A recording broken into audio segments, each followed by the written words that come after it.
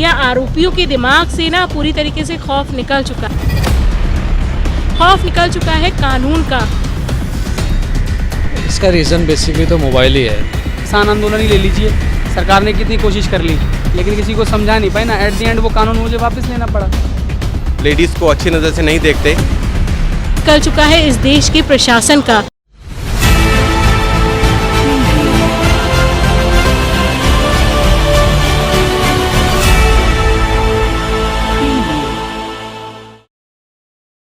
को पता है कि दिल्ली में लगातार अपराध के मामले बढ़ते जा रहे हैं और पहले महिलाएं जो थी वो सिर्फ रात को ही असुरक्षित महसूस करती थी और जो अपराध के मामले आते थे वो सिर्फ रात से ही आते थे। लेकिन आजकल महिलाएं दिन में भी असुरक्षित महसूस कर रही हैं और बहुत से अपराध महिलाओं के साथ दिन में भी हो रहे हैं। तो इसका क्या कारण हो सकता है, आपको क्या लगता है? देखिए, पहले तो मैं एक बात ये कहना चाहूँगी कि क्या आपको सच में लगता है कि सिर्फ दिल्ली में ही ये? नहीं, ऐसा नहीं है।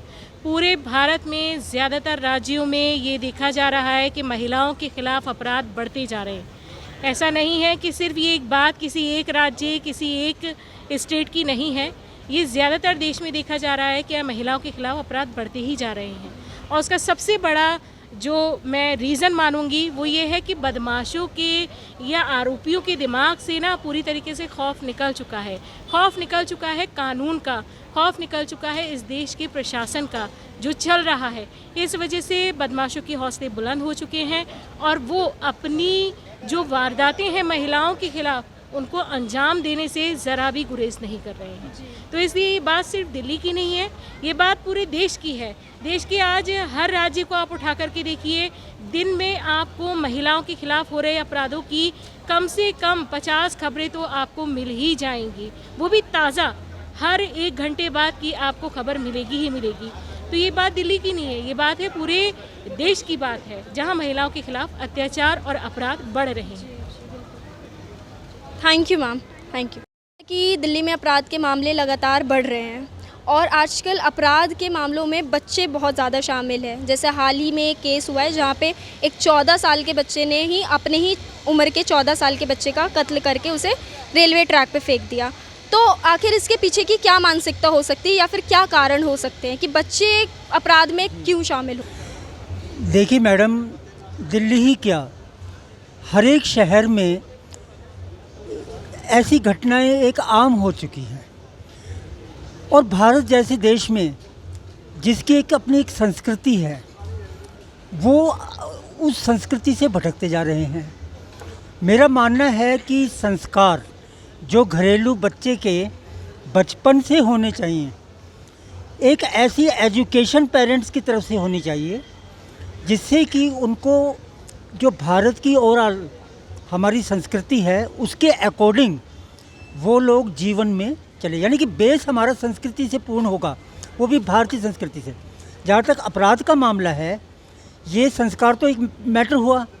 दूसरा मैटर ये हुआ कि बच्चे जो है वो एक ईगोइस्टिक अंदरूनी फॉल्स ईगो के शिकार भी हो जाते हैं कि उसने मेरे साथ ऐसा किया, I will take the revenge from him. या यार, एक रिवेंजफुल नेचर क्यों हो रही है? क्योंकि फ्रस्ट्रेशन है। फ्रस्ट्रेशन क्यों है? उसके भी अपने कई कारण हैं। पेरेंटल व्यू भी हो सकता है, पेरेंटल स्ट्रेस भी हो सकता है, पर्सनल स्ट्रेस भी हो सकता है बच्चे का। तो वो बच्चा मतलब जो कि अच्छा कुछ कर सकता है जीवन के अंदर, अच्छे संस्कार से चल सकता है शानदार तरीके से। अब जैसे मैडम बता रहे थे, अपनी ही उम्र के बच्चे को उसने कत्ल किया और पटरी पे फेंक दिया, तो इसका अपना कोई कारण नहीं होगा। उसके अंदर कहीं ना कहीं कोई ऐसा कन्फ्लिक्ट है, अंतर्द्वंद है, अंदर की कोई रिवेंजफुल नेचर है, आग है, जिसके कारण से उसने ऐसा किया होगा। हम आप ऐसा नहीं कर सकते। हम किसी को छूने से भी डरेंगे, किसी का कॉलर पकड़ने से भी डरेंगे कि भाई वो सही बात है। ऐसा व्यक्ति रिवेंजफुल नेचर कब होता है? जब वो किसी स्ट्रेस से गुजर रहा हो, भारी स्ट्रेस से, और उस व्यक्ति के कारण से वो स्ट्रेस फ्रस्ट्रेशन में बदलता जा रहा हो और वो फ्रस्ट्रेशन रिवेंजफुल बाय नेचर देखने को मिलता है। सर, जैसा कि आपको पता है कि दिल्ली में अपराध के मामले लगातार बढ़ते जा रहे हैं, तो आपका क्या कहना है कि इन अपराध के बढ़ने का क्या कारण है? लोगों की मानसिकता या फिर सरकार की लापरवाही? मैं तो कहूँगा जी इसमें 70% जो है लोगों की मानसिकता है और सरकार की लापरवाही 10 से 20% हो सकती है लोगों की, क्योंकि मानसिकता में अब कोई कहीं पे किसी का रेप हो रहा है या मर्डर हो रहा है वो पर्सनल रीज़न से होता है, तो वो सिर्फ़ और सिर्फ सोच के कारण है। मेरा तो यही मानना है जी। सर आपको ऐसा नहीं लगता कि कानून शायद से सख्त नहीं बने इसलिए? कानून तो ऑब्वियसली सख्त बनने ही चाहिए मैम, इसमें तो कोई दो राय नहीं है। कानून तो पहले जो संविधान चलता आ रहा है उसके अंदर काफ़ी चेंजेस करने की ज़रूरत है, तो वही वाली बात है, बिल्ली के गले में घंटी बांधेगा कौन। तो सर इसका मतलब कि सरकार की लापरवाही है? मैम जब अगर सरकार अगर इसमें कानून बना देती है तो हम जैसे ही लोग जो हैं वो खड़े हो जाते हैं उस कानून के विरोध में कि ये कानून नहीं होना चाहिए, ये वो नहीं होना चाहिए, जबकि कानून बनने के दो ही चीज़ें होती हैं, या तो किसी का उसमें बेनिफिट होगा और ज़्यादातर बेनिफिट ही होता है, लेकिन ज़्यादातर जनता ये नहीं समझ पाती है।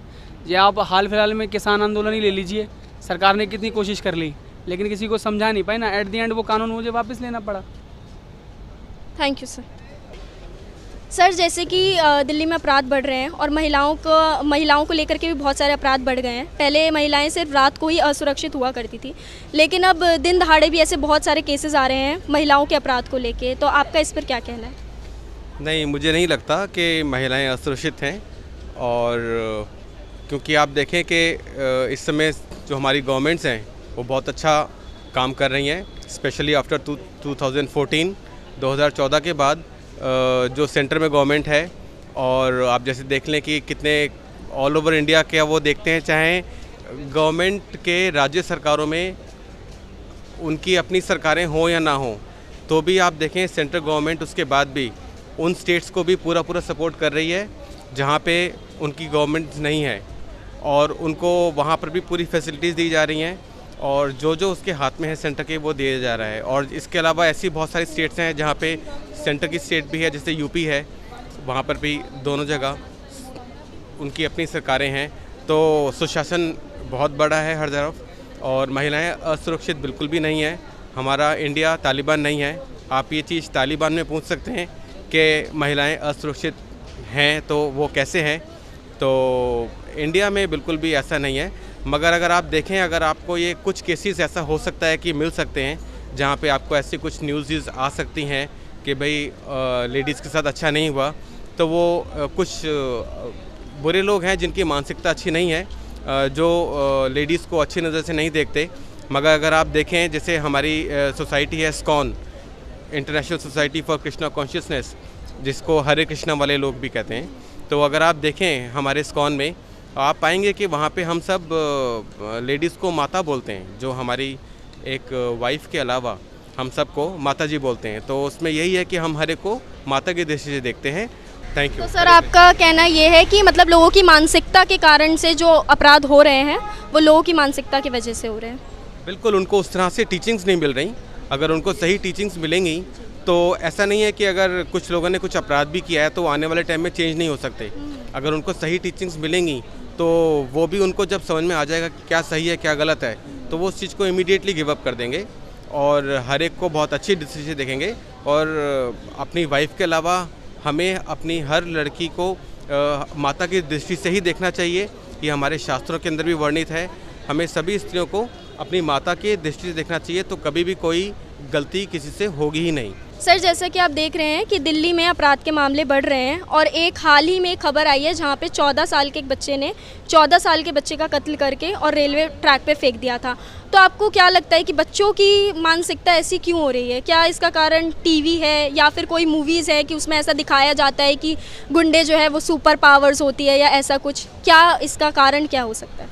इसका रीज़न बेसिकली तो मोबाइल ही है, क्योंकि बच्चे आजकल छोटी उम्र से मोबाइल का यूज़ कर रहे हैं और पेरेंट्स भी सपोर्ट कर रहे हैं मोबाइल को। जैसे कि बच्चा खाना नहीं खाएगा तो पेरेंट्स बोलते हैं लो फ़ोन ले लो, उसमें कार्टून देखते रहो, बच्चा खा लेता है।